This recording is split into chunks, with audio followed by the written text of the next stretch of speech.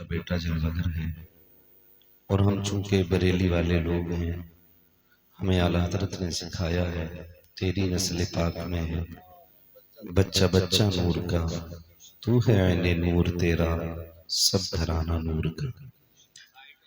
तो अभी आपने हजरत से गुफ्तगू सुन ली है। मेरी आपसे गुजारिश है जितनी देर सुने मोहब्बतों के साथ सुने। बात अच्छी लगे तो सुभान अल्लाह कह सकते हैं, और ना भी कहेंगे तब भी चलेगा।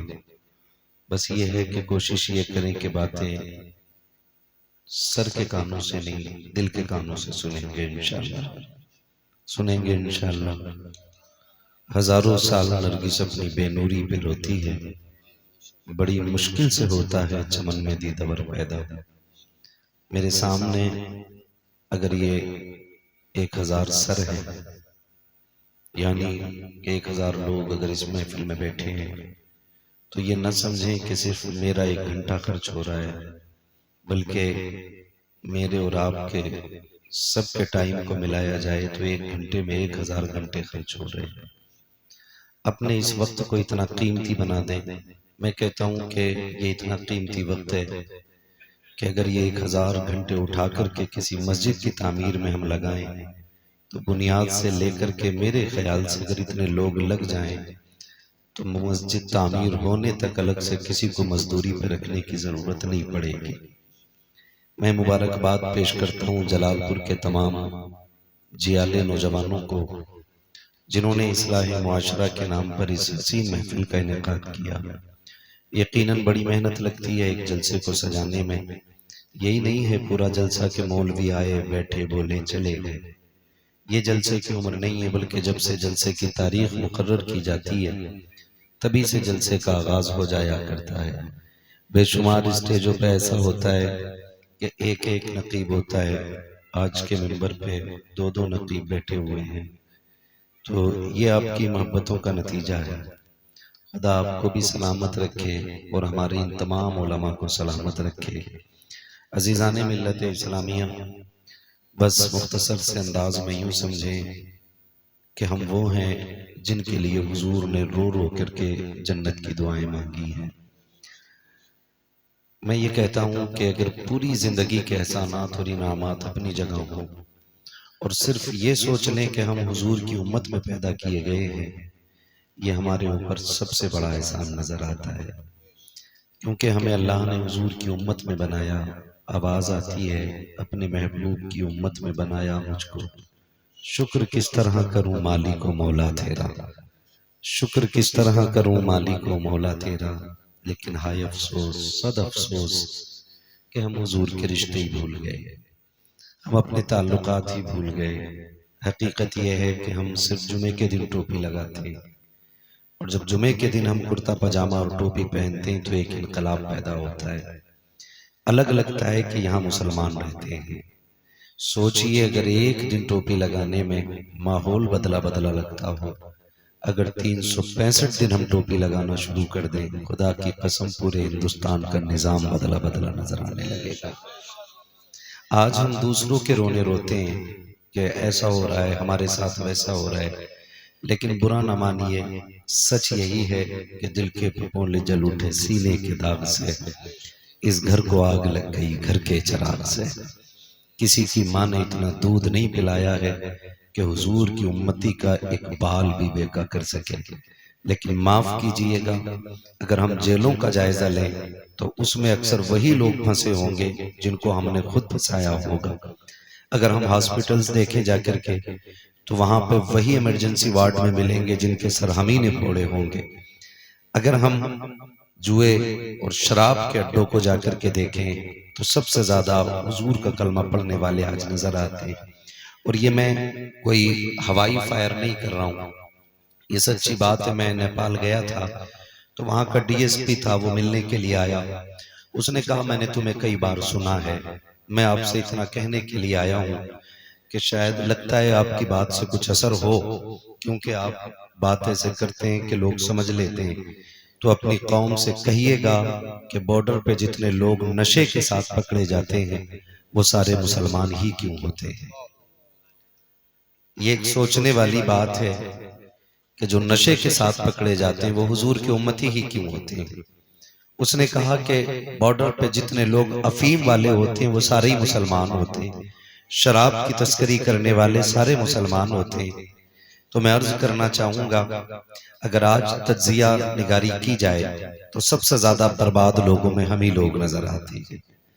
मैं आगे से लेके पीछे तक एक एक नौजवान से ये मुद्दबाना गुजारिश करूंगा कि ये जो जलसा इस्लाह मुआशरा के नाम पे हुआ है, अल्लाह करे आइंदा साल जब ये जलसा हो तो लोग खुश होके आपके साथ खड़े हों और ये कह दें कि तुमने जो जलसा कराया था उससे इतनी तब्दीली आई कि जो लोग शराब के आदी थे वो वुजू का बचा हुआ पानी पीने लग गए थे। इतनी तब्दीली आ जानी चाहिए कि लोग ये कहें कि जो लोग सुबह उठते ही गाने सुना करते थे, जब से हमारी बस्ती का जलसा हुआ है उसमें काफी तादाद में नौजवान गानों की बजाय सुबह उठ के हुजूर की नात के तराने सुनने लग गए। कहो क्या राय है, तैयारी रहेगी ऐसी इंशाल्लाह? एक दो बंदों ने हाथ उठाया है, मैं देख रहा हूं माशाल्लाह सारे ही लोगों के उठ गए। याद रखिएगा, जो नसीहत कबूल करना नहीं चाहते हैं उनके लिए फिर बड़ी से बड़ी जबान भी कोई हैसियत नहीं रखती है, और जो इस नीयत से आके जलसों में बैठा करते हैं कि कुछ अगर अच्छी बात लगेगी तो दिल पे लिखेंगे, तो फिर उनके लिए नसीहत दीवार पे भी लिखी हो तो वो ये नहीं देखते कहाँ लिखा है, वो ये देखते क्या लिखा हुआ है। बात फायदे की होती है तो फिर अमल किया जाता है। आप मुझे बताएं, आपने देखा होगा 11,000 की लाइन देखी? 11,000 की बिजली की लाइन देखी आप लोग?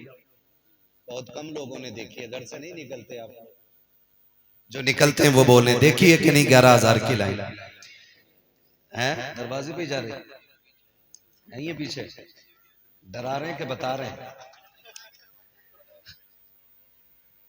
तो देखिए ना 11,000 की लाइन, उसमें कुछ फीट ऊपर जाकर के क्रॉस का निशान लगा होता है और उसके ऊपर एक खोपड़ी बनी होती है। क्या मतलब होता है इसका? कि इसके ऊपर अगर गए तो बोले, अभी सब नहीं बोल रहे हैं, इसके ऊपर इधर वाले लोग ना बोले, फिर मैं इन्हें कैमरे वालों को देख के बोलूं, बोल सकते हैं क्या क्या मतलब होता है उसका? कोई चढ़ा उससे ऊपर, क्यों? क्योंकि निशान खतरे का है। अब अगर कोई बंदा वहां ये कहे जी यहां तो सैयद साहब खड़े ही नहीं है, ये तो खंबे पे निशान है, हम क्यों माने, और चढ़ जाए 11,000 की लाइन पे, फिर क्या होगा? हाँ, फिर मस्जिद से ऐलान होगा कि साहब वो जो थे जो चौक में बैठ के बहुत बोलते थे, जो मौलवियों को पकड़ पकड़ के उल्टे फतवे देते थे, आज ऐसी बेवकूफी की है कि 11,000 की लाइन पे लटक गए हैं। यही होना है कि नहीं? तो मेरा कहने का मतलब यह है कि हम अक्लमंद उसको तस्लीम करते हैं कि जो दीवार पे लिखी हुई सही बात को मान ले, ना कि उसको जो सही बात को छोड़ के दीवार को गलत कहने लग जाए। तो आप ये सोच के न सुने कि भाई हमारे जैसा बंदा कह रहा है, ये सोच के सुने कि बातें किसकी हो रही है। कयामत का दिन होगा, नफसी नफसी का आलम होगा, अमल तोले जा रहे होंगे। हालत ये होगी कि जन्नती जन्नत में जाएंगे और जहन्नमी जहन्नम की तरफ। तो बाज हुजूर के उम्मती ऐसे होंगे जिनको फरिश्ते जहन्नम की तरफ लेके जाएंगे, तो कुछ फरिश्ते उन्हें देख के रोने लग जाएंगे। तो ये जो बंदा जहन्नम की तरफ जा रहा होगा ना, ये कहेगा तू क्यों रो रहा है, जहन्नम में तो मैं जा रहा हूं। फरिश्ता कहेगा मुझे तुझसे कोई लेना देना नहीं। का फिर रोया क्यों? कर रो इस बात पे रहा हूं हुजूर की उम्मत में होके जा कहां रहा है।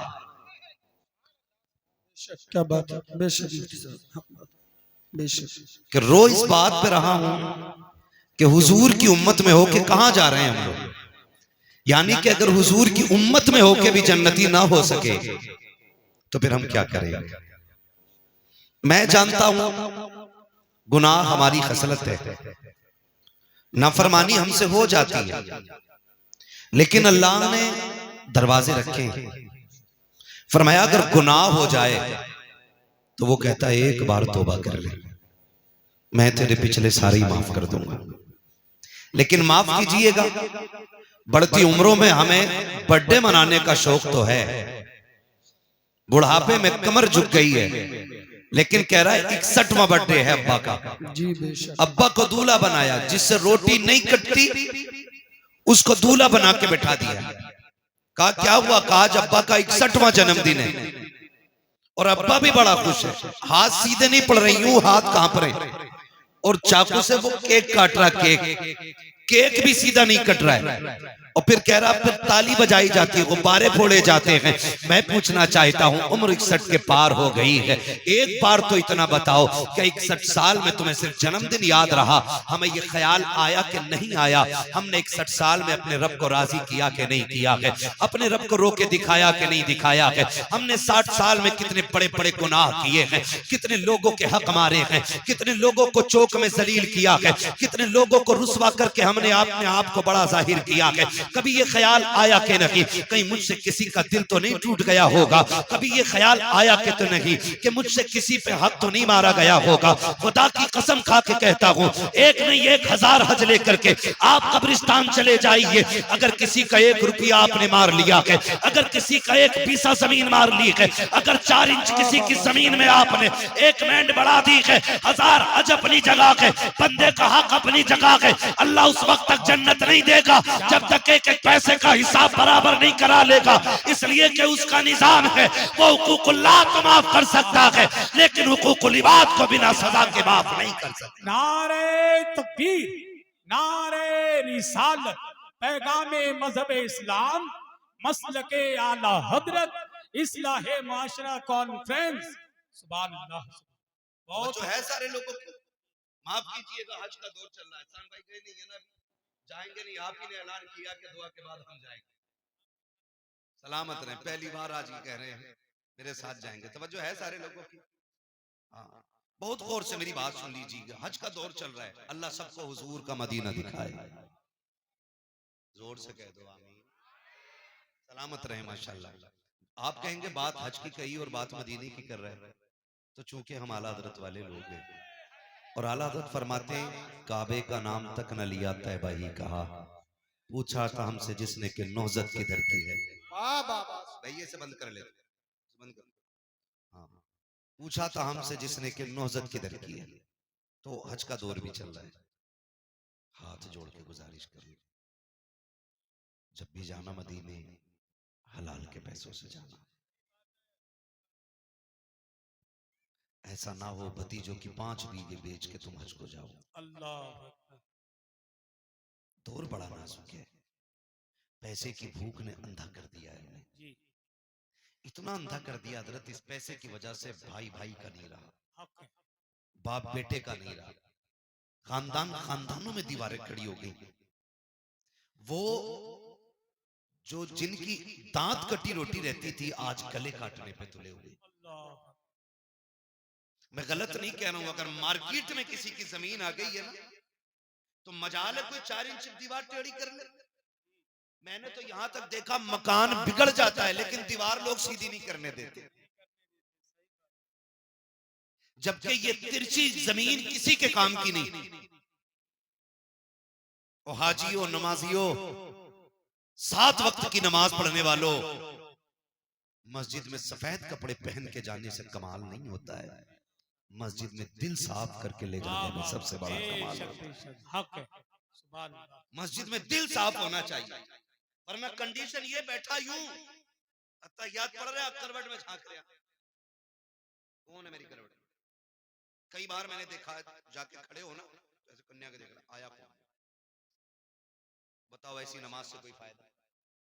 बोलो, ये कड़वी सच्चाई है। अभी सैयद साहब क़िबला ने कहा कि जन्नत यहाँ मुफ्त नहीं बट रही है, जन्नत मुश्किल। तो कंडीशन नमाज में भी ना कन्या के देख रहे। अगर ईद के दिन गया है ना, तो ईदगाह में ना सबके दामन देख रहे हैं, इसने कौन से कपड़े पहने। अगर अपने कपड़े अच्छे ना तो जानबूझ के कहता तुमने कपड़े कहां से लिए, ताकि वो मेरे देख ले। ये कंडीशन हमारी इबादतों की। बताओ वो नमाजें कबूल होंगी कि जिसमें एक दूसरे को पढ़ते पढ़ते छोटा दिखाया जा रहा है, या फिर वो नमाजें कबूल होंगी जिसमें सजदे में सर कटाया जा रहा है? हम खड़े कहां हैं? हमारे पास एक तो नमाजें है कि नहीं, और अगर है भी तो वो किसी को छोटा दिखाने की है, किसी से बढ़ जाने की है, या खुद को आला दिखाने की है, दूसरे को जलील करने की है। ऐसी नमाजों से फायदा क्या है? मैं गलत नहीं कह रहा हूं। मस्जिद में जाते हैं, जो इमाम लोग हैं तस्दीक करेंगे, यूं जाके सब में टोला मार रहा है, क्योंकि आज जो है ना उसने कलफ लगे कपड़े पहने। वो कह रहा है इमाम साहब इसमें धूल निकल रही है, झाड़ू नहीं लगी थी। तो पहली बात सुने, मस्जिद का इमाम किसी के बाप का नौकर नहीं। मस्जिद का इमाम सिर्फ रसूल पाक का नौकर होता है। उससे कहते कि भाई ये धूल निकल रही है मस्जिद में, झाड़ू नहीं लगी। जब बंदा इस तेवर में बात करता है तो मशीयत का नकीब आवाज दे के कहता, नादान, ये जो सब की धूल है ना, ये एक लोटे से भी धुल सकती है। ये जो मिट्टी लगी है ये एक बाल्टी पानी से धुल जाएगी, लेकिन जो मैल तू दिल में लेकर के आया है ये 7 समंदर से भी नहीं धुलेगा। अगर मेरी मस्जिद में आना है तो इस मिट्टी को साफ न कर, उस मैल को साफ कर जो दिल के अंदर है। मालिक वो कैसे साफ होगा? तो मशीयत का नकीब कहता है, जब दुनिया सो रही हो तो मुसल्ले बिछा दे, अपने गुनाहों की फहरिस्त दे, मुझे रो के दिखा दे, मैं तेरे गुनाहों को साफ करके दिखा दूं। सुभान अल्लाह, सुभान अल्लाह। बहुत गुनाह साफ करके बहुत दिखा दूं। लेकिन हम तो मस्जिद की सफाई इसलिए नहीं करते क्योंकि हम पेट हैं, हम मुखिया हैं, हम प्रधान हैं। सुनो भाई, मुखिया हो या प्रधान हो, मैंने रिश्तों के लिए सबको परेशान देखा है। छोटा इसलिए परेशान है कि जहेज में देने के लिए कुछ नहीं है। माफ कीजिए, अब हमारी बरादरी में ये चलन इतना चल गया है कि 10-10, 15-15 लाख की निबांडे हो रही, और जिनकी रोड में जमीन आ गई है ना, तो वो तो छत पे चढ़ के मूत रहा है। बाप ने पूरी जिंदगी कसाई की दुकान के आगे के छीछड़े इकट्ठे किए, आज जमीन रोड पे 2 बीघे आ गई, 2 करोड़ मिल गए। तो अब दूसरे की हैसियत ही कोई नहीं। अब बैठ के कह रहे, अरे हड्डियां लेके जाता, उसे क्या पता गोश्त क्या चीज है। ये कंडीशन हमारी है। छोटा इसलिए परेशान है कि दामाद खरीदने के लिए पैसा नहीं, और बड़ा इसलिए परेशान है बेचारा कि उसकी बराबरी का कोई नहीं मिल रहा है। कह रहा मौलाना कोई बराबर के आदमी मिले तो रिश्ता कराइयो। क्यों, तू 18 फीट का है? बता भाई, तेरे घर की चारपाई 11 फीट की होती है, तेरे घर की जो चौखट है वो 20 फीट की लगी है। किस चीज में बराबरी कर रहे हो? आग लग गई है कौम में, आग लग गई है। खुदारा इस आग को बुझा दो। अगर ये आग नहीं बुझी तो आज मेरी बेटी बूढ़ी हो गई है, कल आपकी बेटी बूढ़ी हो जाएगी। गलत नहीं कह रहा हूं, मेरे सामने अक्सर नौजवान बैठे। आज जितने भी इर्तिदाद के केस मिल रहे हैं, 2 कंडीशनों में मिल रहे हैं। या तो बच्चियों की उम्रें ज्यादा हो गई हैं इसलिए गैर मुस्लिमों के साथ चली गई, और या फिर तालीम के नाम पे हद से ज्यादा उन्हें आजादी दे दी गई। सिर्फ 2 रीजन है पर बच्चियां गैर मुस्लिमों के साथ जा रही हैं। आज कौन नहीं रो रहा कि मुझे बताओ तो सही। आए दिन अखबार में बातें आती हैं, अभी 3 दिन की बात है, बरेली शरीफ की गालिबन बात है। अभी बात है कि एक बच्ची गैर मुस्लिम के साथ गई, 3 साल के बाद उसका इंतकाल हुआ। अब उसकी नमाज जनाजा के लिए कोशिश की गई, कौन पढ़ाएगा किसी मुर्तदा का जनाजा। आज पूरी कौम आलोचना कर रही है कि अभी इसकी नमाज जनाजा नहीं हुई। दुनिया कह रही है कि पहली लड़की है जिसको बिना जनाजे के दफन कर दिया गया है। जाओ जाकर के बेटियों से कह दो, तुम्हें खुदा का वास्ता, तुम्हारा जेवर दौलत नहीं है, तुम्हारा जेवर सोना चांदी नहीं है, रब ने तुम्हारे जेवर का नाम हीरे जवाहिरात नहीं रखा है, बल्कि हया का जेवर तुम्हारे लिए सबसे कीमती है। मुस्तफा का दीन तुम्हारे लिए सबसे बड़ा कीमती जेवर है। जाओ जाकर के बेटियों को पैगाम दे दो, अगर ये दुनिया की दौलत के कुत्ते पैसे की वजह से तुमसे निकाह नहीं करना चाहते हैं तो ठुकरा दो दुनिया को, बिछा दो मुसल्ले। वो वक्त देर नहीं है कि वो वक्त भी आने वाला है जिस दिन तुम कफन में लिपट के जाओगी। कोई कहेगा मुखिया की बेटी है, कोई कहेगा प्रधान की बेटी है, कोई कहेगा जमींदार की बेटी है, कोई कहेगा गरीब की बेटी का जनाजा है, कोई कहेगा मजबूर की बेटी का जनाजा है। लेकिन खुदा की कसम, तू गुर्बत को सीने से लगा ले और दीन को सीने से लगा, बिना निकाह के जन्नत में जा। अल्लाह की इज्जत की कसम खा के कहता हूँ, अल्लाह जन्नत में ऐसा निकाह कराएगा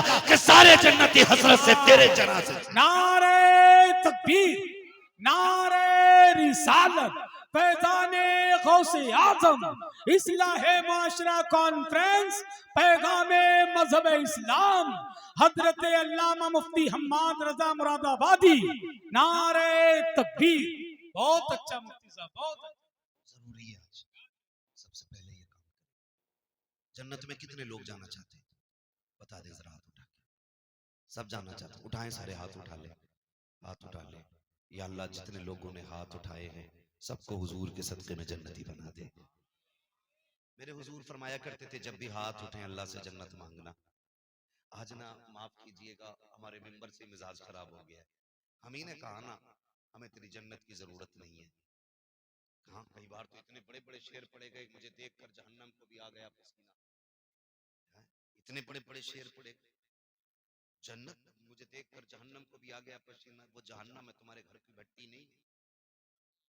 ये तो कयामत में पता चलेगा।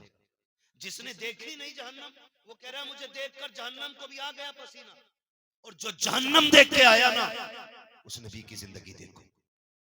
आए ना, एक दिन जिब्रील आ गए, या रसूल अल्लाह जहन्नम देख के आए। मेरे हुजूर फरमाते क्या देखा? कहते मैंने आदम की उम्मत को जहन्नम में देखा है, मैंने शीश की उम्मत को जहन्नम में देखा, मैंने दानियाल की उम्मत को जहन्नम में देखा है, मैंने इब्राहिम की उम्मत को जहन्नम में देखा, मैंने इस्माइल की उम्मत को जहन्नम में देखा। बताते आ रहे हैं, बताते आ रहे हैं। जब बारी हुजूर पे आ गई ना रुक गए। सुनो जरा, सोचा करो, कभी लेट गए आके रुक गए। हुजूर फरमाते आगे बोलो ना। कहते हुजूर हिम्मत नहीं हो रही। आका कहते जिब्रील बता मेरी उम्मत भी थी जहन्नम में। वो कहा था तुम्हारे ही लिए था गुनाहगारों सियाहकारों, ये शब भर जागना और रात भर रोना मोहम्मद का। आका कहते मेरी उम्मत को भी देखा? जी या रसूल अल्लाह। का फिर बोलते क्यों नहीं? का महबूब मैं तेरे दिल को जानता हूं, जब उम्मत का पता चलेगा तो आप बेकरार हो जाएंगे, इसलिए हुजूर में बताना नहीं चाह रहा था। हुजूर कहते मेरी उम्मत को भी देखा? कहा हाँ। उठे और रोते हुए मदीना छोड़ दिया, रोते हुए मदीना छोड़ दिया। जिसने नहीं देखी वो कह रहा ना मुझे देखकर जहन्नम को भी आ गया पसीना। 3 दिन हो गए। और याद रखें वो सहाबा जिनका तसव्वुर ही हुजूर के बगैर नहीं था, 3 दिन हुजूर को नहीं देखा, बेकरार हो गए। शोर मच गया, हुजूर नहीं मिल रहे, तलाश जारी हो गई। किसी ने कहा जाओ बाहर देखो। एक सहाबी ढूंढते ढूंढते जंगल में आ गए। एक चरवाहा बकरियां चरा रहा था, उससे कहा तूने मेरे महबूब को देखा? उसने कहा मैं तुम्हारे महबूब को नहीं जानता हूं, कोई निशानी हो तो बताओ। तो सहाबी ने कहा था जब वो बोलते हैं तो लबों से फूल झड़ा करते हैं, जब वो चलते हैं तो खुदा की रहमतें निसार होती हैं। उसने कहा मैंने तो ऐसे बंदे को नहीं देखा, लेकिन इतना पता है 3 दिन हो गए ये जो सामने वाली गार है ना इसमें कोई रो रहा है, और इस दर्द से रो रहा है कि जब वो रोता है ना मेरी बकरियां चरना छोड़ देती हैं। कभी रोए हम हुजूर के लिए? कभी नहीं ना। वो कहते हैं कि जब वो रोता है ना तो मेरी बकरियां चरना छोड़ देती हैं, लेकिन उसकी आवाज का कमाल ये है कि जब पलट के जाती है तो दूध हर दिन से ज्यादा दिया करती है। वो तड़प गए हो ना हो ये मेरे महबूब ही होंगे। जाके देखा सरकार सजदे में और रो के कहते रब्बे हबली उम्मती, रब्बे हबली उम्मती। हुजूर सर उठाए। हुजूर ने फरमाया ना, आज मेरा और मेरी उम्मत का मामला है, मैं आज अपने रब से खुशखबरी लेने आया हूं। उस वक्त तक नहीं जाऊंगा जब तक उम्मत की खुशखबरी मुझे नहीं मिल जाती है। वो दौड़ गए मदीने में आके कहने लगे अबू बकर सुनो, उमर सुनो, उस्मान सुनो। हुजूर मिल गए। कहा कहाँ है? कहा जंगल में। सारे सहाबा जंगल की तरफ दौड़े। हुजूर हालत सजदा में हैं। अबू बकर सिद्दीक रोते हुए आगे बढ़े, या रसूल अल्लाह मेरी सफेद दाढ़ी का वास्ता, लौट चले मदीने में, आपके बगैर अच्छा नहीं लगता है। मेरे नबी ने कहा अबू बकर पीछे हो जाओ, मेरा और मेरी उम्मत का मामला है, आज रब को राजी कर लेने दो। अल्लाह अकबर। सरकार ने इतना काबू बकर पीछे हट गए। हजरत गैरत वाले उस्मान गनी आ गए, या रसूल अल्लाह लौट चले। सबने कहा हुजूर ने इनकार कर दिया। आखिर में हजरत सलमान फारसी ने कहा सुनो सुनो, अगर हुजूर को लेके जाना है तो एक जात ऐसी है जिसकी आज तक कभी मुस्तफा ने नहीं डाली है। जाओ कोई जाके खातून जन्नत सैयदा तैयबा ताहिरा आबिदा साहिदा रकिया नकिया तकिया राकिया साजिदा कारिया आलिमा फाजिला मुफ्तिया हाफिजा सैयदा कायनात खातून जन्नत सैयदा फातिमा ज़हरा को बुला लाए। जब वो आ जाएंगे सरकार लौट चलेंगे। आओ मैं कहना चाहता हूँ देखे हुजूर हमें हमें कितना चाहते हैं। एक सहाबी दौड़े गए, खातून जन्नत के दरवाजे पे दस्तक हो रही है। कौन? कहा मैं सलमान फारसी हूँ। कहा कैसे आए हो? कहा सरकार का पता मिल गया है, लेकिन आका आने के लिए तैयार नहीं है, चलो आप मनाएंगी तो आ जाएंगे। अल्लाह अकबर। खातून जन्नत ने अपने शहजादों को लिया है, गार के पास तशरीफ ला रखी है। अल्लाह ने के बाद आप जैसी आई है, सारे मर्द बाहर हो गए, हजरत खातून जन्नत अंदर गई हैं। दोनों शहजादों की उंगली पकड़ी हुई है, अंदर जाके कहती अब्बा जान लौट चलो, आपके बगैर मदीना अच्छा नहीं लगता है, आपके बगैर मस्जिद नबी सुनी सुनी लगती है। या रसूल अल्लाह, शहजादे रोज पूछते हैं अम्मी नाना कब आएंगे? आका बताते बताते थक गई हूँ, आप लौट के क्यों नहीं चलते हैं? मेरे नबी ने हिचकी भर के कहा था फातिमा, जिब्रील ने आके बताया है मेरी उम्मत को जहन्नम में डाला जाएगा। ए फातिमा, जिस उम्मत को मैं सजदों में मांगता रहा हूं, आज उस उम्मत के जहन्नम की खबर आ गई है। फातिमा बता कैसे वापस जाऊं मैं? आज अपने रब को मना के जाऊंगा। खातून जन्नत कहती है या रसूल अल्लाह, ये देखो मेरा शहजादा हसन है, जिसकी विलादत पे आपने कहा था इसे जहर खिलाया जाएगा, जहर की वजह से इसकी शहादत होगी। आका, फातिमा वादा करती है उस वक्त तक फातिमा जन्नत में नहीं जाएगी जब तक हसन के खून के बदले में आपकी उम्मत की बख्शिश की जमानत नहीं देगी। मेरा नबी कहता कि फातिमा, अगर रब ने फिर भी उम्मत को नहीं बख्शा तो क्या करोगी? फिर हुसैन की उंगली पकड़ी है, मुस्तफा के आगे कर दिया है, या रसूल अल्लाह ये तो वो हुसैन है, जब आया था तो आप रो दिए थे। मैंने कहा था मुस्तफा बेटा आया गए, आंसू क्यों आ गए? तब आपने कहा था फातिमा मुझे जिब्रील ने बताया है मेरे हुसैन को करबला में शहीद कर दिया जाएगा, 3 दिन का प्यासा शहीद किया जाएगा। आका, फातिमा वादा करती है अपने हुसैन का लहू आलूद कुर्ता लेकर के रब की बारगाह में जब जाकर के अपने बेटे का मुकदमा पेश करेगी, उस मुकदमे के बदले में उस वक्त तक फातिमा राजी नहीं होगी जब तक उम्मत का एक एक शख्स नहीं बख्शा जाएगा। आका कहते फातिमा अगर फिर भी उम्मत न बख्शी गई तब क्या होगा? इतना सुनना था। खातून जन्नत कहती है या रसूल अल्लाह, अब अगर ये बात है तो चलें सजदा करें, आप भी सजदा करें। फातिमा भी सजदा कर रही है। या रसूल अल्लाह, मैं उस वक्त तक सर नहीं उठाऊंगी जब तक उम्मत की बख्शिश का परवाना नहीं आ जाएगा। अभी इतना कहा है, इतने में जिब्रील आ जाते हैं, महबूब रब का सलाम लाया हूं। रब ने कहा है मुस्तफा दरवाजे पे बेटी आ गई है, बेटियां खाली नहीं लौटाई जाती हैं, पैगंबर फातिमा को खाली ना लौटा। रब ने इसकी जबान कबूल कर ली है। ए मुस्तफा, हम वादा करते हैं मैदान क़यामत होगा, हुकूमत हमारी होगी, मंशा तेरी होगी। ए महबूब तू कहता जाएगा तेरी मर्जी से मैं जन्नत देखा जाऊं। नारे तकबीर, नारे रिसालत, पैगामे मजहब इस्लाम, इस्लाहे माशरा कॉन्फ्रेंस, मसलके आला हजरत फैजाने औलिया इकराम हजरत अल्लामा मुफ्ती हम्माद रजा मुरादाबादी। नारे तकबीर। बहुत अच्छा मुफ्ती साहब, जिंदाबाद जिंदाबाद। अभी ने दिमाग खराब कर दिया। हमने कहा मुझे देखकर जहन्नम को भी आ गया पसीना। ना करो यार, उठ जाया करो कभी रात में। बर्थडे मनाने वालों, खुशी इस बात की नहीं है कि हम 50 साल के हो गए, गम इस बात का होना चाहिए कि हम 50 साल में भी रब को राजी न कर सके, 50 साल में भी अल्लाह को राजी न कर सके। मौत जवानों को भी आ रही है, मौत बूढ़ों को भी आ रही है, पता कुछ नहीं है कौन कब उठ जाए, किसका ऐलान मस्जिद से कर दिया जाए। मैं आज बोल रहा हूं, क्या मालूम कल का सूरज में देखूं न देखूं। कुछ सोचे जरा, हम कहां आके खड़े हो गए। पैसा पैसा अंधा कर दिया, इस पैसे ने इतना अंधा कर दिया। और अंधा क्यों ना करे यार, किसी ने उठ के 500 रुपए दे दिए, चाहे उसकी कमाई ब्याज की है, सट्टे की है, जुए की। अब तो माफ कीजिए, जुआ भी इतना तगड़ा चल रहा है। कभी क्या है वो मैच में चल रहा है, कौन सा सट्टा लगाते हैं वो, ड्रीम 11 है ना, सबको अब याद है। हज कितने दिन होता है? बस जवान बोले, बूढ़ा कोई ना बोले। हज कितने दिन होता है? क्या बात है, हमें ड्रीम 11 याद है और हज के दिन याद नहीं है। ये कंडीशन है हमारी कौम की, माफ कीजिएगा। लोग कहते हैं बड़ा तरक्की कर गया जमाना, मैं कहता हूं वो अंधेरा ही भला था कि कदम राह पे थे, रोशनी लाई है मंजिल से बहुत दूर हमें। नौजवानों, इस ड्रीम, क्या ड्रीम है, ड्रीम 11 इसने अंधा कर दिया नौजवानों, है ना। 1-1 करोड़ का लालच, वो जवान उसी पे बैठा है, उसी पे बैठा है। अगर 1 करोड़ मिल भी गए तो सारे ही हराम के। बोलो क्या करना, सारे ही हराम के। और इमाम गजाली से किसी ने कहा था हुजूर दुआएं क्यों कबूल नहीं होती? आपने फरमाया 2 काम करो दुआएं कबूल होने लग जाएंगी। कहा क्या? आपने फरमाया जब भी बोलना सच बोलना, जब भी खाना हलाल खाना। 2 काम कर लो, हाथ तुम्हारे उठेंगे, मकबूलियत की जमानत खुदा की बारगाह से मिल जाएगी। सोचे जरा, 2 काम करने थे, एक हलाल खाना था और एक हलाल कितना % हम खा रहे हैं, हाथ नहीं उठवाऊंगा। खुद अपने दिल पे हाथ रख के फैसला करें, हम जो खा रहे हैं वो हलाल है? हराम वही नहीं है जो चोरी करके लाया जाए। 1 किलो की जगह 900 ग्राम जो तोल रहा है वो भी हराम खा रहा है। हाँ? और जो 1 लीटर में 5 सेंटीमीटर कम नाप रहा है वो भी हराम खा रहा है। जो घटिया माल को बड़ी लाइट लगा के महंगा करके बेच रहा है धोखा दे करके, वो भी हराम खा रहा है।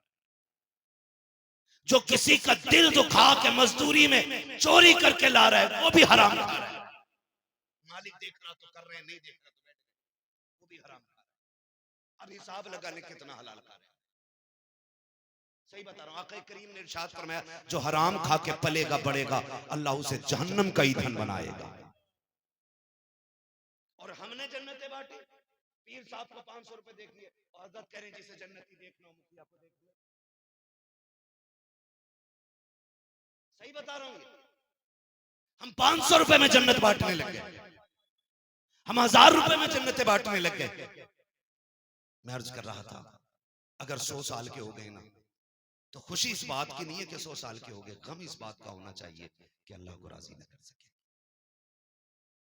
और वो इतना करीम है, इतना करीम है, इतना करीम है कि 70 माओं से ज्यादा प्यार करता है। कितना प्यार करता है? 70 माओं से ज्यादा खुदा प्यार करता है। लेकिन कभी उसके कर्म को समझा? कभी जाना? नहीं ना, कभी नहीं जाना। कभी सोचा भी नहीं उस करीम को आवाज दे, कभी सोचा भी नहीं उस रहीम को आवाज दे। वो इतना करीम है, इतना करीम है, इतना करीम है कि 70 माएं अपने लाल से मिलकर के उतना प्यार नहीं करती जितना एक रब अपने बंदे से प्यार करता है। उसके कर्म को अगर समझना तो यूं समझे, बाप बेटे का रिश्ता कैसा होता है? बोलो, बहुत गहरा होता है। बाप बेटे पे नहीं बोल रहे हो, माँ बेटे का, इस पे ज्यादा बोल गए। बताओ माँ, हक माँ का ज्यादा के बाप का है? किसका ज्यादा है हक? माँ का नहीं बाप का होता है। हुजूर ने फरमाया यही हमने कहीं ना कहीं मिस्टेक की है। पूरी जिंदगी माँ की अजमतें बयान की तो लड़कों ने अम्मा गोद में रख ली, अब्बा गेट के बाहर। सही बात है ना? हमने कहा माँ के कदमों के नीचे जन्नत, और अब्बा को समझा ही नहीं। हुजूर ने फरमाया जन्नत तक़दामी उम्महातिकुम, जन्नत तुम्हारी माओं के कदमों के नीचे है। जन्नत माँ के, बोले जरा, माँ के, डरे नहीं माँ के। मैं ऐसी कोई बात नहीं कहलवाऊंगा जो गलत आपके मुंह से निकले। मैं चाहता हूं जब भी निकले सही निकले मुंह से। जन्नत माँ के कदमों के नीचे। फरमाया गया अगर ये माँ बाप के कुर्ते पे लगे एक धब्बे को झाड़ दे, अल्लाह 70 नेकियां अता फरमाता है। कितनी नेकियां? बोलो यार, 70 नेकियां। आप बता, जिसके कुर्ते का एक धब्बा झाड़ दे, वो जिसके कदमों के नीचे जन्नत है, अल्लाह एक धब्बा झाड़ने के बदले में 70 नेकियां देता है। बता, अगर माँ का इतना बड़ा मकाम है तो फिर बाप का कितना बड़ा मकाम होगा। आज माफ कीजिएगा, घरों में जो आग लग रही है ना, उसकी सबसे बड़ी वजह है कि औलाद को माएं ऐसा ट्रेंड कर रही हैं कि बुढ़ापा आते आते बेटा बेटा नहीं, बेटा बाप का दुश्मन बन जाता है। पता क्या कह रही हैं? ये कहती है माएं, तुझे क्या पता लल्ला तेरे बाप ने कितने धक्के दिए हैं मुझे, तुझे क्या पता कितने मुश्किल में वक्त काटा मैंने तेरे बाप के साथ। और याद रखिएगा, बच्चों की तबीयत माँ की तरफ ज्यादा माइल होती है, क्योंकि माँ का साथ बच्चे को ज्यादा मिलता है। बाप तो पूरी जिंदगी कमाने में निकाल देता है, लेकिन वो कहती है लल्ला तुझे क्या पता कितने धक्के उठाए हैं, तुझे क्या पता कितनी गालियां तेरे बाप ने बोली हैं, तुझे नहीं पता तेरा बाप मुझे कपड़े नहीं बनाता था, बेटे मैं फटे कपड़े सिल सिल के पहना करती थी। इससे बेटों की जिंदगी में जहर घोला जाता है, बेटे को बाप के खिलाफ खड़ा किया जा रहा है। आओ दुनिया की माओ को मैं एक चैलेंज देना चाहता हूँ, लाए कोई हाजरा जैसी माँ ला करके दिखा दे। कौन हाजरा जिसने इस्माइल जैसे फर्जंद को जन्म दिया हो, कौन हाजरा जिसने जद्दुल अंबिया हजरत इब्राहिम खलीलुल्लाह की ज़ौजियत का शरफ हासिल किया हो। खुदा की कसम तारीख गवाह है, जब अल्लाह के खलील उनको बेआबो गयाह वादी में छोड़ के जा रहे थे, हालत ये थी कि जहां पे चरिंद परिंद का निशान नहीं है, जहां पे कोई आबो गयाह नहीं है, जहां पे कोई हालात पूछने वाला नहीं है, ऐसे माहौल में छोड़ के जाने वाला खलील थोड़ी सी खजूरें दे करके, थोड़ा सा पानी दे करके जब मोड़ा था, अल्लाह के खलील ने जब सवारी को मोड़ा था, हजरत हाजरा ने तोड़ के दामन पकड़ के कहा था खलील बताते तो जाओ यहाँ किसके सहारे छोड़ के जा रहे हो, यहाँ कोई आबादी भी नहीं है, यहाँ पे कोई बस्ती भी नहीं है, और क्यों छोड़ के जा रहे हो, वजह क्या है। हजरत इब्राहिम ने मुड़ के बीवी की तरफ देखा, आंखों से आंसू आ गए। अल्लाह का खलील है, जबान से कुछ नहीं कह सका, इसलिए कि रब की तरफ से इजाजत नहीं थी, कुछ बोला नहीं जाएगा। जब रोके दिखाया, हाजरा समझ जाती है मेरा खलील रब के फरमान पे अमल करता है, जो भी कर रहा होगा रब की मर्जी से कर रहा होगा। लेकिन बेकरारी ने साथ ना छोड़ा, फिर तड़प गई, तोड़ के कहती खलील जरा बताते तो चले जाओ किसकी मर्जी से छोड़ रखे हो, इतना बता दो अपनी मर्जी से छोड़ रखे हो या रब की मर्जी से छोड़ रखे हो। अल्लाह के खलील ने मुड़ के देखा और कहा हाजरा मुझे इतना बता दे, कोई ऐसा बाप दुनिया में देखा है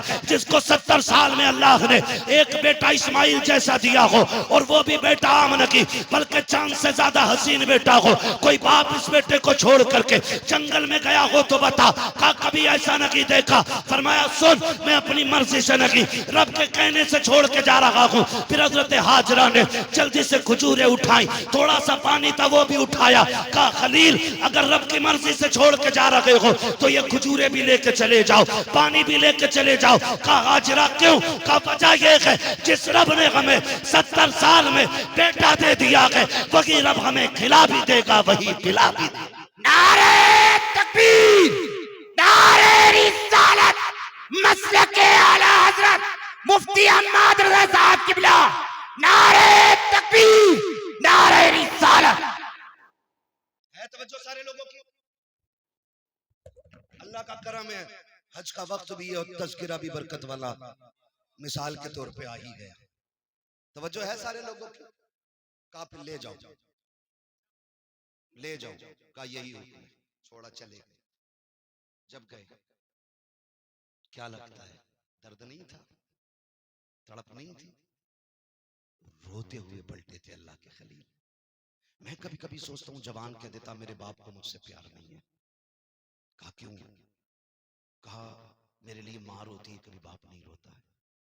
तो सुने बाप बाप होता है, मिजाज उसका सख्त होता है।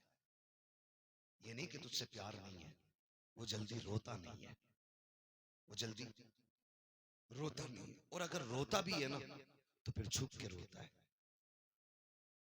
कभी खेत पे जाएगा रोने के लिए, कभी कमरा बंद करके रोएगा। वो सबके सामने नहीं रोता, क्यों? वो जानता अगर मैं टूटा तो मेरा परिवार टूट जाएगा। वो एक मजबूत सुकून होता है। अगर यकीन आपको ना हो ना, कभी तजर्बा करना। जब तुम शहर से आने में देर कर जाते हो तो ये मत सोचना कि माई रो रही थी, नींद बाप को भी बिस्तर पे नहीं आती है। मैंने सर्दियों की रात अपने इन्हीं रोडों पे, मुरादाबाद और पीपलसाना और ये अपने इलाके के रोड पे, मैंने बूढ़े बापों को चादर में लिपट के लाठी लेकर के रोडों पे खड़े देखा। ख्याल आया रोके गाड़ी, शायद कोई जाने वाला होगा, मुसाफिर होगा। कहाँ जाना है चाचा? कहा कहीं नहीं। कहा फिर क्यों खड़े हो? कहा बेटा काम पे गया था अभी तक नहीं आया। मैं पूछना चाहता हूँ अगर प्यार नहीं होता तो सर्दी में बिस्तर छोड़ के रोड पे आके क्यों खड़ा हो गया? ये आप कैसे कह देते हो मेरे बाप को मुझसे प्यार नहीं है? आप कैसे कह सकते हो प्यार नहीं है? अगर प्यार ना होता ना तो ये मई जून की गर्मियों में अपने खून और पसीने को जला करके तेरे शौक पूरे नहीं करता। आज गाड़ियों के पीछे लिख देते हैं मेरी माँ की दुआ, जिस गाड़ी को देखो खून खोलता देख करके, माँ की दुआ, माँ, क्योंकि ये बिन बाप के पैदा हुआ था। भाई 4 मंजिल मकान बना दिया, कह रहा माँ की दुआ है। अब्बा उसको देखेगा तो दर्द नहीं होगा, वो कहेगा ओवर टाइम ड्यूटी करके फीस मैंने भरी, इसके कोर्स मैंने दिलाए, अपने तन पे नहीं पहना, इसे ड्रेस दिलाई। आज जेब पे कलम लग गए, जेब में पैसा आ गया, आज ये कहता ये माँ की दुआ है। क्या मुंह कयामत में दिखाओगे अल्लाह को यार? उसकी कुर्बानियों का मोल क्या लगाया? वो जो सर्दी में साइकिल से जाते हुए एक्सीडेंट से मर गया वो बाप था। वो जो लाइन जोड़ते हुए खंबे पे मरा वो भी बाप था। जो बारिश में मजदूरी करते हुए बिजली गिरी मर गया वो भी बाप था। जो काम करते करते तीसरी मंजिल पे पहाड़ से गिर के मरा वो भी बाप था। जो एसी फिट करते करते शहर में गया था वहां से गिर के मर गया वो भी बाप था। और सुन, जिसने सऊदी में 10 साल काट दिए वो भी बाप है। जिसने 15 साल पलट करके अपना वतन नहीं देखा वो भी बाप है। आप कहते हो बाप प्यार नहीं करता, मैं कहता हूं खुदा की कसम अगर बाप प्यार न करता तो आज तू एसी में ना बैठता, आज तेरी जेब पे कलम ना होता, आज तेरे कंधे पे स्टार ना होते। अगर उसने प्यार न किया होता आज माशरे में तेरा वकार ना होता। अगर उसने प्यार न किया होता तो आज सोसाइटी में तेरी इज्जत ना होती। अगर उसने प्यार न किया होता तो आज तू इज्जत वाला नहीं होता। खुदा की कसम मैं इतनी बड़ी जिम्मेदारी से कहता हूं अगर आधार कार्ड से इसी बाप का नाम निकाल दो तो माशरे में कोई तुझे करवट में नहीं बैठाएगा। अगर तेरा बाप ना हो, अगर बिन बाप का तू है तो कोई इज्जत नहीं देगा। खुदा की कसम यहाँ भी बाप काम आता है और आखिरत में भी बाप की इज्जतें मोहब्बतें काम आए। वाह वाह, नारे तकबीर, नारे रिसालत, बस लगे आला हजरत अस्मत वालिदैन हजरत अल्लामा मुफ्ती हम्माद रज़ा शाही किबला जिंदाबाद जिंदाबाद। कभी मत कहना यार, कभी मत कहना, बाप को कभी मत कहना, बड़ा पक्का होता है, ये रोता नहीं। सूरज देखा है? देखा सूरज कैसा होता है? क्यों? क्योंकि गर्म होता है। चांद बोले यार, जलालपुर वालों डल के ना बोलो, खुल के बोलो ताकि मुझे लगे कि बात समझ में आ रही है आपके। मेरा वक्त तो पूरा हो चला है, अगर आप सुनेंगे तो फिर मैं आगे बढ़ूं। मैं गुजरात से आया हूं आपके यहाँ, हूं आपके मुरादाबाद का। वजह है ना सारे लोगों की। सूरज कैसा होता है? गरम। और चांद? चांद ठंडा। धूप इतनी तेज होती है अगर 5 मिनट आज मई जून की गर्मी में किसी को खड़ा कर दो ना तो अजी खड़ा तो क्या, जनाजे में भी जाते हैं फिर भी दीवारें ढूंढते। हाँ, रुमाल पड़ा सर पे, कह रहा जल्दी दफन करो, जल्दी करो, जल्दी करो। ये कंडीशन कौन टिक पाता है उसके सामने? मगर एक बात बताऊं, अगर ये निकलना बंद हो जाए तो फिर अंधेरा हो जाता है। इसी तरह बाप मिजाज में गर्म होता है लेकिन अगर चला जाए तो जिंदगी में अंधेरा हो जाता है। जिंदगी में अंधेरा हो जाता है। अगर आपको कदर मालूम ना हो ना तो उनसे पूछो जिनका बाप नहीं है। और बड़ी बात बताऊं जो मैंने अपनी जिंदगी में तजर्बा किया, किसी किताब में नहीं पढ़ा है, मैंने देखा, महसूस किया। मैंने देखा कि अगर जवान बेटा मर जाए तो लोग कहते बाप की कमर टूट गई जब से बेटे का जनाजा उठाया, लेकिन आज तक किसी को ये कहते नहीं सुना कि जब से बाप गया है बेटे की कमर टूट गई। जानते हो बाप होना पता ही नहीं चलता जवानी कब आ गई, पता ही नहीं चलता, पूरा दिन लूडो में लगाए पड़ा। हमारी कौम की कंडीशन ये, सारे अंगूठा छाप साइन करेगा कहना अंगूठा लगाएगा और 6 घंटे लूडो खेल लिया बिना हटे। 6 घंटे बैठे पैसे लगा रहे हैं, जुआ चल रहा है ना, जमीनें बिक गई। ओ भाई जुए से निकलो, जुए से निकलो। हमारे इलाके में IAS IPS कितने है, कोई हिसाब?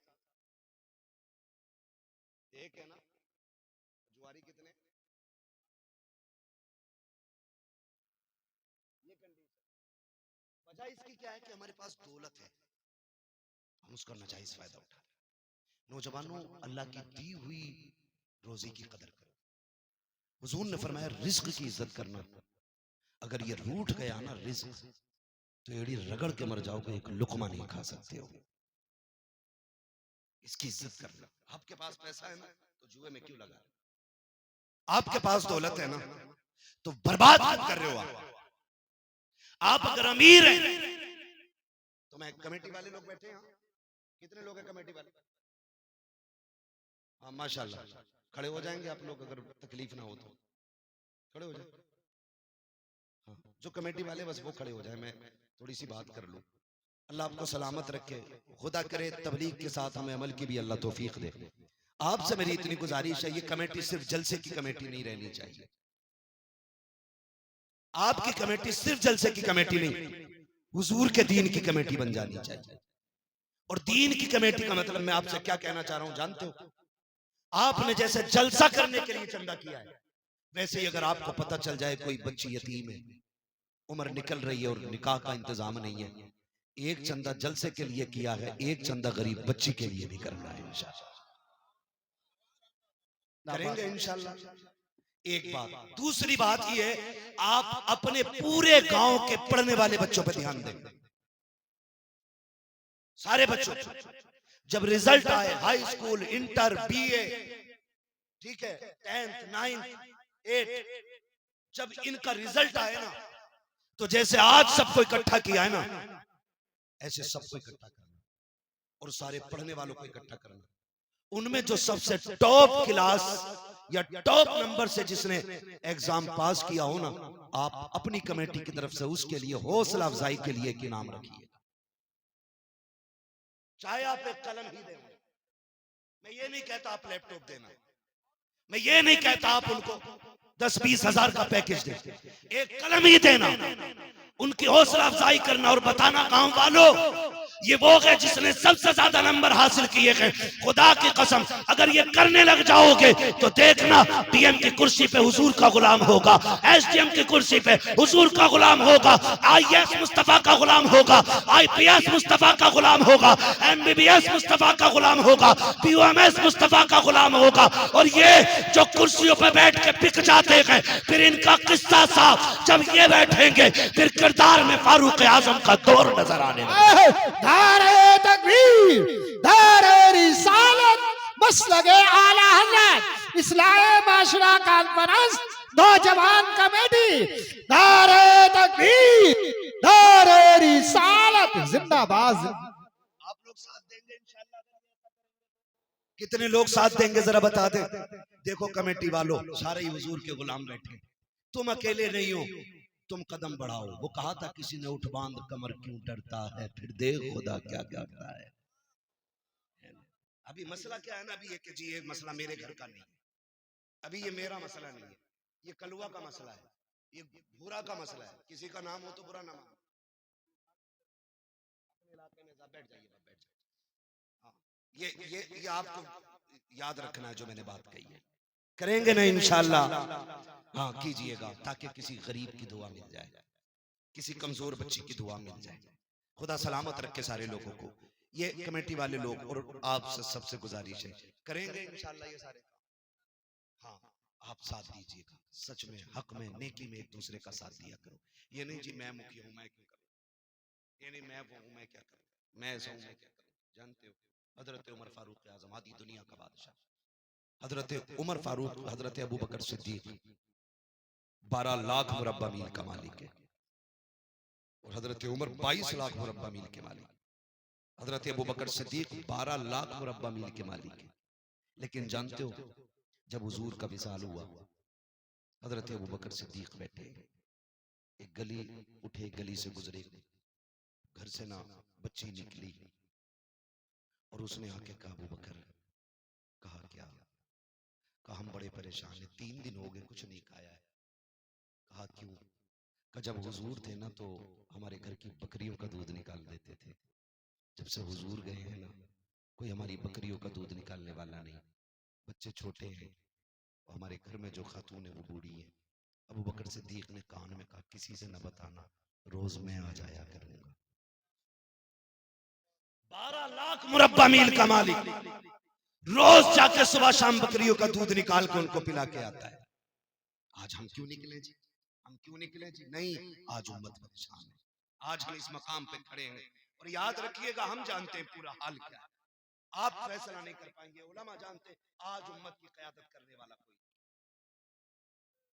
आज हम जिस जगह पे खड़े, आज कोई हमारे जख्म पे पट्टी वक्त करने वाला कोई नहीं, आज क़यादत के नाम पे हमारे लिए उंगली कटाने वाला कोई नहीं। वो दौर और था जो हुसैन पूरी उम्मत के लिए निकल गए थे। तो मैं तो कभी कभी सोचता हूँ लोग हज के लिए जा रहे हैं, लोगों ने कहा बड़े हज पे जा रहे हैं, बड़े हज पे जा रहे हैं।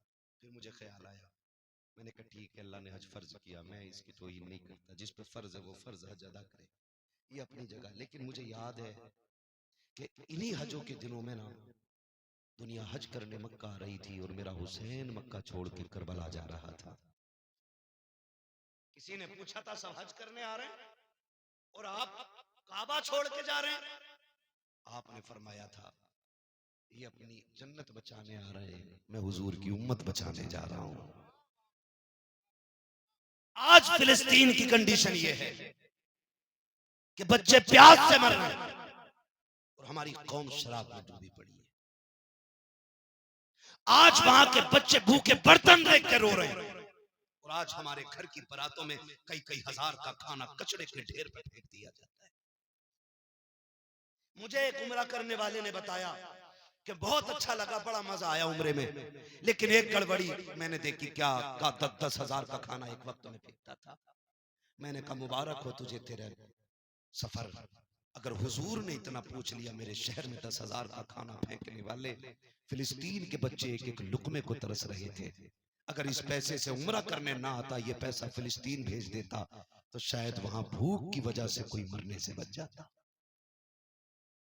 आज उम्मत इस मकाम पे खड़ी है, माफ कीजिएगा सोशल मीडिया देखेंगे सुनेंगे लोग, लेकिन मैं डंके की चोट पे कहता हूं मुझे मेरी खान का बचाने का गम है, उम्मत का कोई गम किसी को नहीं।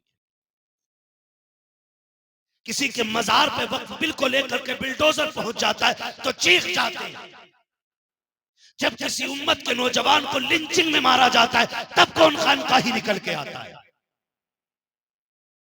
आपकी खानकाह पे बिल्डोजर आए तो चाहते हो पूरी उम्मत निकल के आए, और जब उम्मत का किसी माँ का 18 साल का जवान सिर्फ इसलिए मार दिया जाता है कि उसने टोपी पहन रखी है, फिर तुम खानकाहों से क्यों नहीं निकलते हो?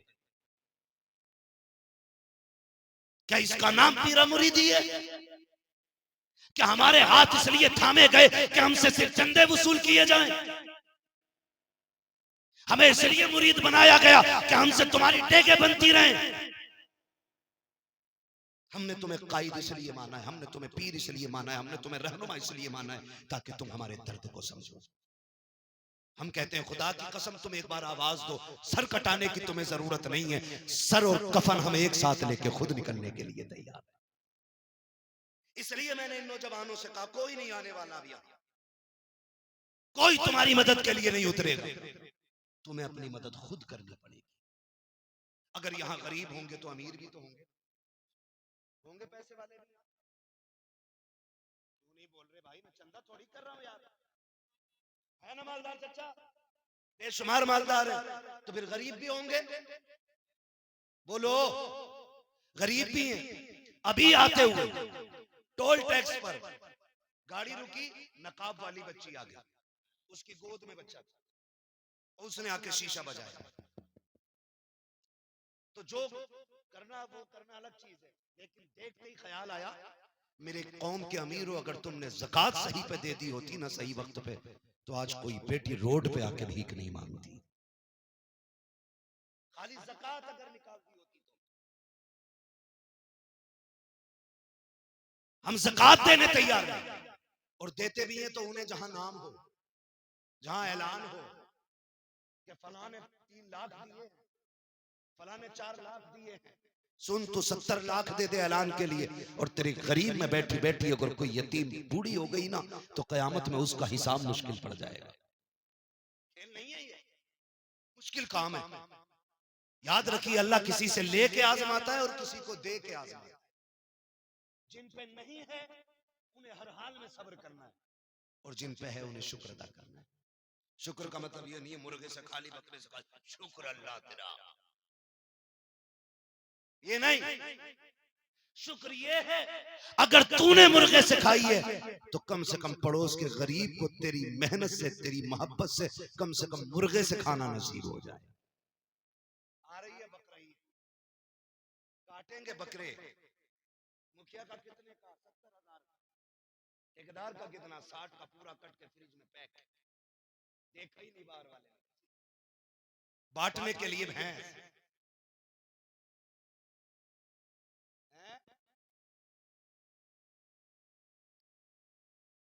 हाँ, यही तो मसला है। तो समझ रहे ना मेरी बात, जो मैं कहना चाह रहा हूं, मेरी बात समझें। मैं कहानी नहीं सुना रहा हूं, मैं कुछ समझा। बकरीद आएगी तो करेंगे क्या? पूरा बकरा फ्रिज में, और अगर भेजेंगे भी तो उनके यहाँ जिनके यहाँ खुद बकरा कटा हो, ताकि हम सिरी भेज दें, उधर से पाए आ जाए। हम पंजे भेज दें, उधर से सीना आ जाए। इस नियत से गोश्त तकसीम किया जाता है। हाथ जोड़ के कहता हूं, तुम्हें खुदा का वास्ता, अमीरों पूरी जिंदगी खाते खाते गुजर गई है। आज इस बकरीद पे भी कितने गरीब इंतजार करते हैं। ऐसे भी लोग हैं जो बकरीद के दिन भी दाल बनवा लेते हैं, क्योंकि कोई उन्हें 2 बोटी देने के लिए इसलिए तैयार नहीं होता कि ये हमारे घर तो नहीं भेजते हैं, हम क्यों भेजें। ऐसे लेने देने का कोई सवाब नहीं है। गांव के ऐसे गरीब तलाश किया करो जिनके घर महीनों बीत जाते हैं, गोश्त नहीं बनता है। सबसे पहले गोश्त के टुकड़े उठाओ, उन गरीबों के यहाँ पहुंचाओ जिनके बच्चों के दिलों में गोश्त खाने की तमन्ना हो। जाओ, जाकर के गरीबों को दे दो। खुदा की कसम खा के कहता हूं, तू और मैं खाएंगे तो गंदगी बन के चला जाएगा। अगर उसी खाने को कोई गरीब खाएगा, दुआ बन के सीधी अल्लाह के अर्श से जाके टकरा जाए। नारे तकबीर, नारे रिसालत, बस लगे आला हज़रत उलमाए सुन्नत जिंदाबाद।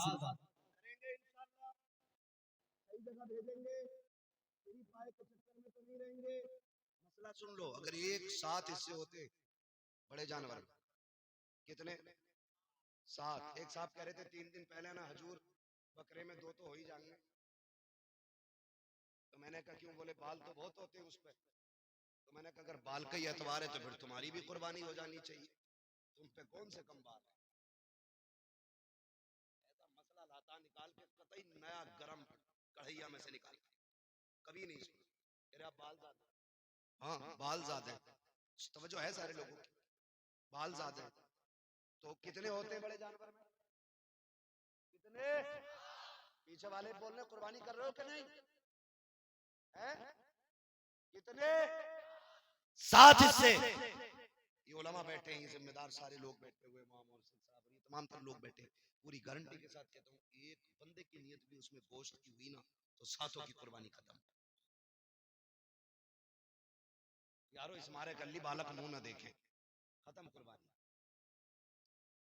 इस मारे कल्ली यार लोग करने, बताओ इसके हैं आज भी तुरंगे मन नहीं है, सबकी खत्म। एक की नहीं, सबकी खत्म। इसलिए हिस्से करें तो वहां गोश्त की नियत नहीं, अल्लाह की रजा की नियत होनी चाहिए। किस चीज की नियत होनी चाहिए? हाँ, अल्लाह की रजा की नियत। ये मत कहना अरे यारो कल्ली ना मोटा जानवर इस मारे लाया, तेरा गोश्त खाने में मजा आगा। हाँ, एक तो कह रहा ना हलवाया ही लाया, देख जुमले बोले। हाँ, कह रहा मौलाना कसम से कह रहा हूँ, हम भी गए थे ना एक दिन जानवर देख, कह रहा बकरे का मजा आगा इसमें, बकरे का। ये कंडीशन हमारी कुर्बानी की। तो गोश्त की नियत सिर्फ अल्लाह की रजा की नियत होनी चाहिए। और फरमाया गया कुर्बानी के दिनों में अल्लाह की बारगाह में अगर पहाड़ बराबर सोना भी खर्च कर दो तो अल्लाह को उतना पसंद नहीं जितना कुर्बानी पसंद है। करेंगे कुर्बानी। 1.5 लाख का मोबाइल है, कह रहा हिस्सा करने का हिसाब ना मुझ पे वाजिब है। 1.5 लाख का मोबाइल, कह रहा यूट्यूब पे देखा था तो यूट्यूब पे भैया निकाला ना 1.5 लाख का। ये लेने का पैसा है, कुर्बानी करने का पैसा। मक्कार लोग हैं। फरमाया मेरे हुजूर ने इरशाद फरमाया जो कुर्बानी ना करे वो हमारी मस्जिदों में ना आए। ये उन लोगों के लिए जिन पे कुर्बानी वाजिब है और ना करते हो फरमाया वो ईदगाह में ना आए, ईदगाह में आए वो जो कुर्बानी करे, यानी वो लोग जिन पे वाजिब है और कर रहे हैं, जिन पे वाजिब है नहीं कर रहे हैं, हुजूर ने फरमाया वो ईदगाह में भी ना आए। अब बताओ, कह रहे कर तो लेता मौलाना, 1.5 लाख का कर्जा है, अभी प्लॉट खरीदा था 70 लाख का, अभी उसे दे के निपटाऊं। ओ भाई रोटी खा रहे क्या नहीं? वो तो खा रहे हैं, गेहूं के अब्बा से भर लिए थे, आटा मैंने दे दिया था, तेल तो अब्बा के कोलू का नहीं है, वो उधार लेके ला रहा हूं, तो ला उधार कर कुर्बानी। ऐसा कोई बंदा नहीं रहना चाहिए जिस पे वाजिब हो और बहाना बना के निकल जाए। सवाब जानते हो कितना बड़ा? फरमाया गया कि जब जानवर का गला कटता है और खून का कतरा उसके गले से जुदा होकर जमीन की तरफ आता है, फरमाया जमीन पे गिरने से पहले पहले अल्लाह कुर्बानी करने वाले के सारे गुनाह माफ फरमा देता है। समझ गए ना? वो तो निहायत सस्ता सौदा बेच रहे हैं जन्नत का, हम मुफलिस का मोल चुकाएं अपने हाथ। करेंगे कुर्बानी सारे लोग इंशाल्लाह, करेंगे इंशाल्लाह। पीछे वाले नहीं बोल रहे हैं, देखो तो सही दूसरों के चक्कर में कितने लोग हैं। कई बार तो कहते हैं अरे यार मोहल्ले से इतना ताजा वही ना खाया जाता मौलाना, बाहर इसलिए बैठा ताकि लोग देख के बोल। समझ रहे ना? करेंगे कुर्बानी इंशाल्लाह। जिनके हाथ उठ गए हैं वो जरा बता दें कितने साहिब निसाब हैं और कुर्बानी करेंगे इंशाल्लाह। जिनके नहीं उठे हैं अल्लाह इन्हें साहिब निसाब बना दे। हाँ, इस्लाम में 2 बातें, या तो लो या दो, या तो लो या दो, ज़कात लो या ज़कात दो। तो कितने ज़कात देने के लायक लोग हैं वो हाथ उठा के बता दें जरा। अब कितने लेने के लायक लोग हैं वो उठाते हैं जरा। नहीं उठाएंगे ना, उनके शर्म लगती है। ठीक है जी, अब सुन लो मेरी बात, तवज्जो है सारे लोग, सुन ले, ये जरूरी बात थी, कुर्बानी आ रही है, ठीक है ना? अल्लाह करे एक बंदे का दिल भी बदल गया ना और उसने सुन के आज कुर्बानी कर ली ना, तो जितना सवाब उसको मिलेगा उतना हम सबको भी अल्लाह अता फरमाएगा। करेंगे इंशाअल्लाह कुर्बानी, करेंगे। किसके लिए? सलामत रहे माशाअल्लाह। किसके लिए? अल्लाह की रजा के लिए कुर्बानी करें। ला के बकराना गेट पे बांध दे, फिर पकड़ पकड़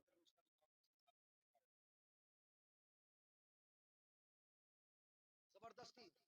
अरे बता के तो जाओ यार, कोई कितनी जल्दी में? नहीं यार वो टाइम नहीं ना यार, बता के कुछ तो बता जाओ, कुछ तो। अरे अरे मेरी सुन जाओ, 45 का लाया। हाँ, बकरे से ज्यादा खुद मोटा हो रहा है। ये कंडीशन है हमारी कौम की। कुर्बानी करें अल्लाह के लिए, दिखावे के लिए, दिखावे के लिए। यहाँ तो बात दीन की थी, अब दुनिया की बात भी सुन लो। कोई भी कुर्बानी के जानवर का गोश्त या कुर्बानी के वक्त या कुर्बानी करते हुए कोई फोटो कोई वीडियो ना ले ना नेट पे डाले। एक एक बंदा मेरी बात सुन, ना कोई फोटो ले, ना कोई नेट पे डाले, ना कोई वीडियो बनाए, ना बकरे से लिपटा हुए, बकरे से लिपट के रो रहा, मां से लिपट के कभी नहीं रोया। कंडीशन देखो। हाँ भाई, बकरे से लिपट के रो रहा है, उम्मा रोते रोते मर गई। बाप बिस्तर पे पड़े पड़े इसी उम्मीद पे चला गया शायद अब बेटा का हाल पूछ ले। बकरे के गले में हाथ डाल के कह रहा मेरी बकरा ही, वो सुन कहीं तेरी ना हो जाए। तमाशा न कर, अल्लाह के लिए बकरे से लिपट के रो रहे हो। हुसैन ने 71 दे दिए थे, एक से लिपट के नहीं रो रहे। खुल के ऐलान किया था हम भी अल्लाह के लिए हैं, हमारी कुल कायनात भी अल्लाह के लिए है। बात मैं उस पर नहीं करूंगा एक एंकर ने क्या बात की है अभी बकरा ईद को कुर्बानी को लेकर। बस आपको मैंने इशारा था इतना बोल दिया कि आप कोई भी फोटो नहीं डालें। वादा करते हैं इंशाअल्लाह कोई वीडियो नहीं डालेंगे, क्योंकि हमारी कुर्बानी किसके लिए? किसके लिए? अल्लाह के लिए। मैं बात कर रहा था बाप बेटे के रिश्ते की। बाप बेटे के रिश्ते की अल्लाह के खलील ने छोड़ा, वापस आए, हुक्म हुआ जाना नहीं है। 1 साल तक बेटे से नहीं मिले। कितने दिन तक? 1 साल तक। हमारा एक बेटा अगर किसी मुश्किल मकाम पे है, कभी खाला जा रही है, कभी खालू जा रहे हैं, कभी फूफा जा रहे हैं, कभी नाना जा रहे हैं, कभी दादा जा रहे हैं। क्यों? क्योंकि ये एक मोहब्बत होती है रिश्तों की जो खींच लाती है। इससे कहीं बड़ी मोहब्बत अल्लाह के खलील के दिल में है। लेकिन रब ने कहा ना खलील, तूने मेरे लिए बेटा छोड़ा है, जाना नहीं है। 1 साल तक बेटे की मोहब्बत में गमगीन रहे। 1 साल हुआ, मालिक अब तो इजाजत देते। अल्लाह ने 1 साल के बाद कहा जाओ खलील बेटे को देख आओ। ख्याल आ रहा था पता नहीं बेटा जिंदा भी होगा कि नहीं।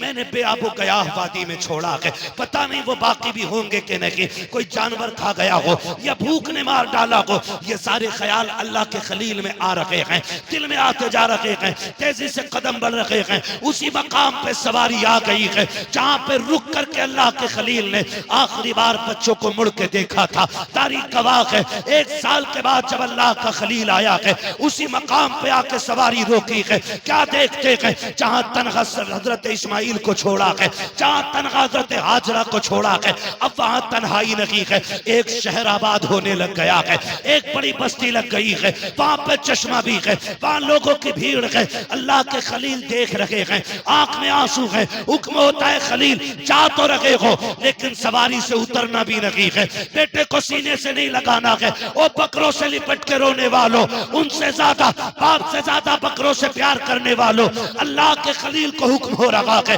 सवारी से उतरना नहीं है। खलील सवारी पे बैठे हैं, हजरत हाजरा की निगाह पड़ जाती है। क्या लगता है जब हाजरा ने पहली निगाह देखा है, जो साल भर से उम्मीदें सीने में दफन थी वो सारी उभर के बाहर आ जाती है। फिर से उम्मीदों का चिराग जला।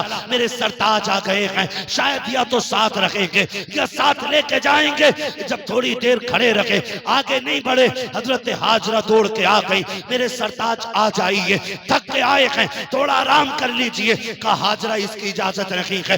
दूर से चांद से टुकड़े को देख रखे हैं, आंखों में आंसू हैं। हजरत हाजरा ने बैठे बैठे आपके पैर धुलाए हैं, पानी पिलाया है। अल्लाह का खलील उल्टे वापस पलटे हैं। अब जब वापस आ रहे हैं, फिर 12-13 साल के बाद ख्वाब दिखाया जा रहा है, ए खलील मेरी बारगाह में अपने इस्माइल को ज़िबा करो। आओ तारीख का ये बाब उठा करके देखो। जब ये ख्वाब दिखाया गया, आप उठते हैं।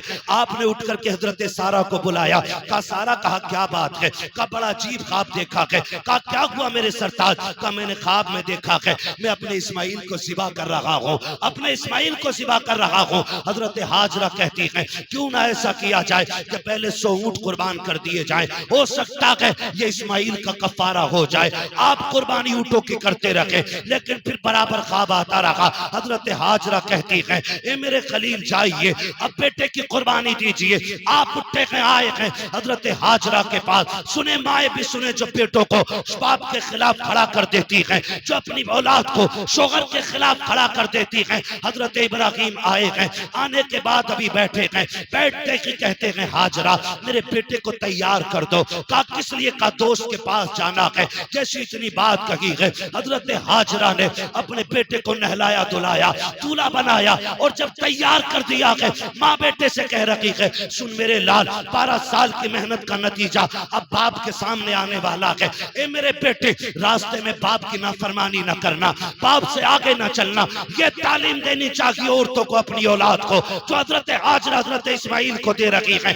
ए मेरे बेटे, इब्राहिम से आगे नहीं चलना है। सुनो वो तुम्हारे बाप हैं, जैसा वो कहें वैसा करना है। अभी हाजरा को मालूम नहीं है कि होने वाला क्या है। मैं मुख्तसर बताता चल रहा हूँ। हजरत हाजरा ने बेटे को तैयार किया, बाप की उंगली पकड़ाई है। हजरत हाजरा की तरबियत देखो, जब आए हैं बेटे को लेके आप मैदान में बैठ गए, एक पहाड़ से टेक लगा करके कहते हैं बेटे मैंने ख्वाब देखा है कि मैं तुझे ज़िबा कर रहा हूँ, बता तेरी क्या राय है। कुरान ने पूरे वाक़े को अपने सीने में समाया हुआ है। जब इतनी बात बाप ने कही है, अम्मा की तरबियत का असर देखो। बाप ने इतना कहा, बेटा ये भी तो कह सकता था 12 साल के बाद आए हो, बेटे को प्यार करने की बजाय गला काटने की बात कर रहे हो, जब तुमने पाला नहीं है। होते कौन हो गला काटने वाले, लेकिन माँ की नसीहत याद थी।